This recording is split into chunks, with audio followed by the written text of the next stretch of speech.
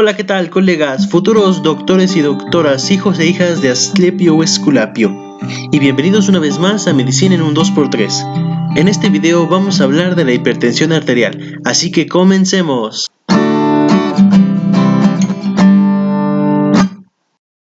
Hablamos de hipertensión sistémica cuando nuestras cifras de presión son mayores de 140/90 milímetros de mercurio. Esto es producto del incremento de la resistencia vascular periférica y se traduce en daño vascular sistémico, en daño al endotelio. Es muy importante saber cómo tomar la presión de manera correcta, ya que el diagnóstico de esta enfermedad se basa en tomas de presión. Para tomar la presión arterial de manera correcta, el paciente no debe hablar durante la toma. Debe tener la espalda recargada, los pies separados y apoyados firmemente en el piso, el brazo recargado a nivel del corazón sin hacer fuerza, con un reposo previo de al menos 3 a 5 minutos. El paciente no debe haber consumido bebidas que alteren la presión como el café, ni haber fumado, y de preferencia debe tener la vejiga vacía. Se debe palpar la arteria braquial y colocar la campana del esteto de 2 a 3 centímetros sobre el pliegue del codo. El bauma tiene que cubrir de 75 a 100% del brazo del paciente. Se debe insuflar hasta dejar de sentir el pulso y después de eso subir todavía más unos 20 a 30 milímetros de mercurio. Después el descenso debe ser de 2 a 3 milímetros por segundo. Es importante tomar 3 medidas con 1 minuto de diferencia. Para un diagnóstico más preciso se debe tomar la presión en ambos brazos y dejar pasar 1 o 2 minutos entre tomas. Estas medidas son muy importantes, especialmente las que se refieren a la posición de la toma, ya que si el paciente no recarga su espalda, su presión sistólica aumenta de 5 a 15 milímetros de mercurio y la diastólica a 5. Si el paciente cruza sus pies, su tensión arterial sistólica aumenta de 5 a 8 milímetros y la diastólica de 3 a 5. Si el paciente se encuentra en decúbito o sea acostado, su presión aumenta de 3 a 10 milímetros y su tensión arterial diastólica de 1 a 5. En pantalla tenemos las cifras de presión desde la óptima hasta el grado 3, además de la sistólica aislada. Ahora, el monitoreo ambulatorio de la presión arterial, o MAPA, es una forma de tomar la presión constantemente durante el día. En pantalla también tenemos sus cifras. Está indicado en los pacientes con sospecha de efecto de bata blanca en el consultorio, en los pacientes con una presión normal en consulta pero con signos de daño a órgano blanco y en los pacientes con hipertensión esporádica. Es mejor prevenir que lamentar. Por ello, la guía de práctica clínica nos menciona algunos cambios en el estilo de vida, ya que por cada 10 kilos de peso por arriba del peso ideal, la presión arterial sistólica aumenta de 2 a 3 milímetros de mercurio y la diastólica de 1 a 2. El exceso de sal en la dieta incrementa la presión y su reducción en la ingesta produce una modesta reducción de la misma. Un cuarto de los pacientes que experimentan múltiples intervenciones en el estilo de vida reduce aproximadamente 10 milímetros de mercurio o más su presión sistólica. Eso es bajar de un grado a otro. La hipertensión arterial es una enfermedad cuya causa se sabe solo en el 10% de los casos. El otro 90% se considera hipertensión esencial y no sabemos qué la provoca. Conocemos algunos factores de riesgo asociados, pero la etiología como tal es desconocida. Sin importar cuál sea la causa, la cascada hipertensiva en pantalla ocurre si no hay tratamiento o si el paciente es renuente al mismo. Los órganos más afectados son el riñón, el corazón y el sistema nervioso, y su falla nos lleva irremediablemente a la muerte. La hipertensión arterial sistémica es la causa más común de infartos. La hipertensión arterial es una enfermedad cuya patogenia se relaciona con la fisiología de la presión arterial, por lo cual en pantalla tenemos los mecanismos reguladores de la misma. La presión arterial depende de 3 factores: el volumen sanguíneo, el gasto cardíaco que incluye la frecuencia y el volumen latido, y las resistencias periféricas. Si aumentan estos 3 factores, aumenta la presión arterial. Como no sabemos la causa, el tratamiento va enfocado a disminuir la presión arterial a través del manejo de su fisiología. Los IECA como el captopril controlan las resistencias, los diuréticos como el furosemide controlan el volumen y los calcioantagonistas controlan la frecuencia cardíaca. Todas estas alteraciones se han encontrado en pacientes con hipertensión arterial sistémica, pero no se sabe por qué se presentan. Confluyen principalmente en la disfunción endotelial y el aumento de la vasoconstricción. En 10% de los casos, la hipertensión arterial sistémica puede ser atribuible a alguna patología. En pantalla tenemos las más frecuentes: Hay que tener ojo especialmente con la coartación aórtica, ya que es una cardiopatía congénita que causa hipertensión con cierto patrón y es la única causa cardíaca directa de este cuadro.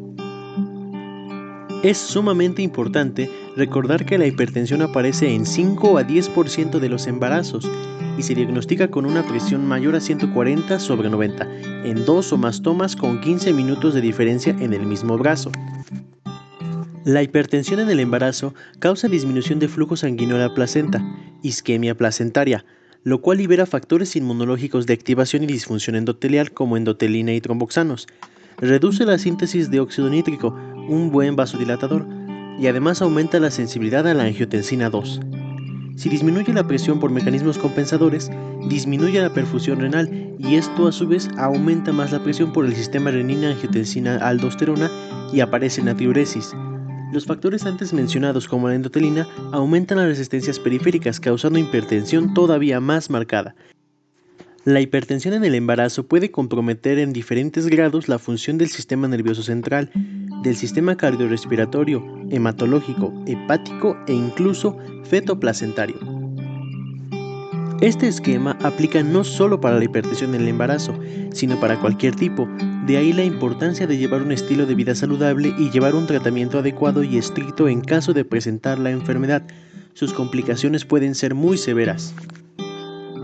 Como pueden ver, el corazón es uno de los órganos blanco más afectados por la hipertensión arterial.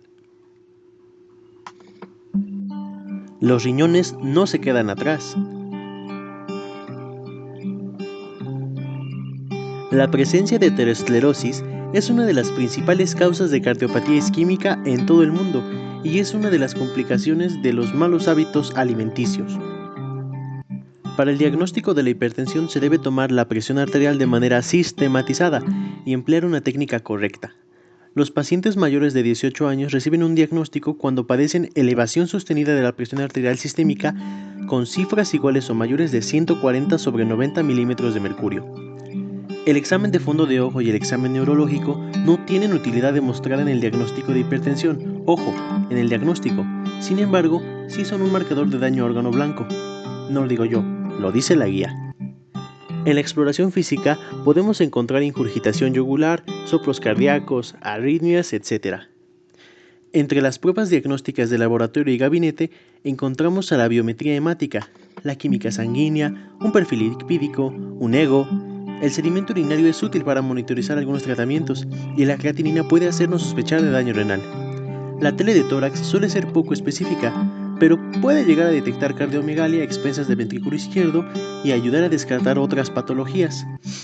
Es importante recordar que todo paciente al que se le diagnostique hipertensión arterial debe contar con un electro para poder identificar la condición basal y tener futuras referencias en caso de que presente isquemia miocárdica, arritmias o hipertrofia. El manejo del paciente con hipertensión arterial sistémica debe abordarse en 3 pasos. Primero hay que establecer si la enfermedad es esencial o secundaria. Después definir la presencia o ausencia de daño a órgano blanco. Y por último, seleccionar el tratamiento adecuado. Recordemos, el 90% de los casos son esenciales, pero el otro 10% es secundaria y puede requerir incluso tratamiento quirúrgico, por ejemplo, un feocromocitoma. Me encantan estas formas, estrellas, triángulos, y ahora les presento el hexágono de tratamiento farmacológico en la hipertensión arterial sistémica. Los grupos de fármacos que están unidos por una línea verde son aquellos que funcionan muy bien juntos. Los que no tanto tienen una línea verde discontinua. La línea roja significa que esos fármacos no se mezclan. Es el caso de los IECA y los ARA, ya que sus mecanismos de acción actúan al mismo nivel. La guía de práctica clínica nos menciona que debe iniciarse tratamiento farmacológico inmediato en pacientes con presión arterial persistente mayor a 160/100, así como en pacientes con presión igual o mayor a 140/90, pero con factores de riesgo cardiovasculares elevados o con daño a órgano blanco. Tenemos mucho de dónde escoger, pero la guía también nos dice cuáles fármacos debemos aplicar primero. Se recomiendan en orden de preferencia los IECA, después dosis bajas de tiazidas, luego betabloqueadores y al final calcio antagonistas. Los pacientes hipertensos mayores de 55 años deben iniciar tratamiento con tiazidas o calcio antagonistas, y si requieren un segundo fármaco, podemos optar por los IECAs.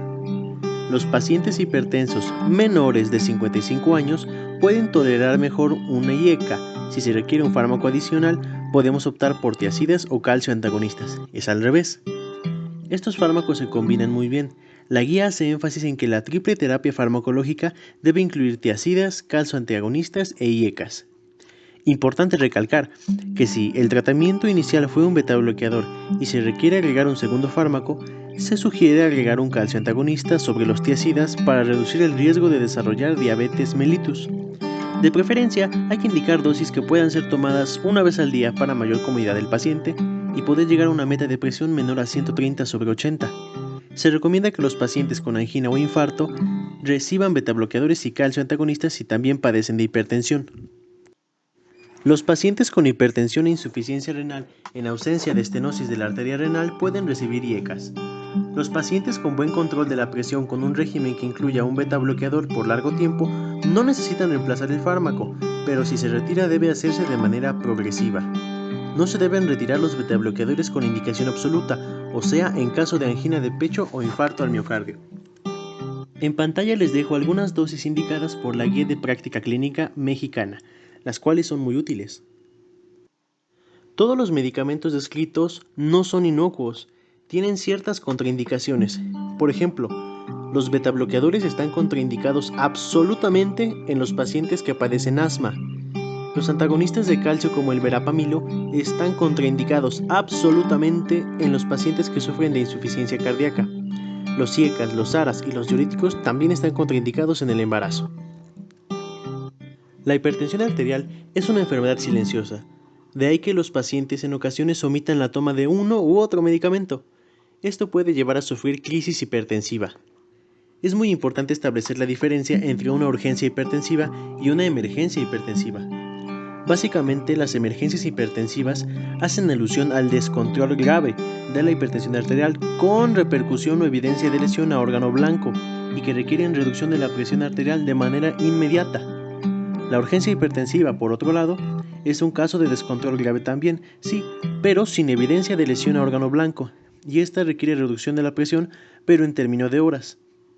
Las crisis hipertensivas suelen manejarse con labetalol intravenoso, además de nitroprusiato, nicardipino, fentolamina, urapidil, entre otros de acuerdo a cada caso. En fin, querido colega, si te ha gustado el video, regálame un like, comentario, suscríbete y dale a la campanita para que te avise cuando la próxima clase esté disponible. Y así podamos llegar a más estudiantes, médicos y practicantes de la salud que necesiten una forma diferente de repasar de manera rápida y concisa. No olvides que puedes descargar de forma gratuita cualquier guía de práctica clínica. En la descripción dejo un link directo en donde se encuentran las guías relacionadas con la hipertensión. Esto fue Medicina en un 2x3 y hasta la próxima. ¡Chao! Los riñones no se quedan atrás. Sí, están atrás en la espaldita.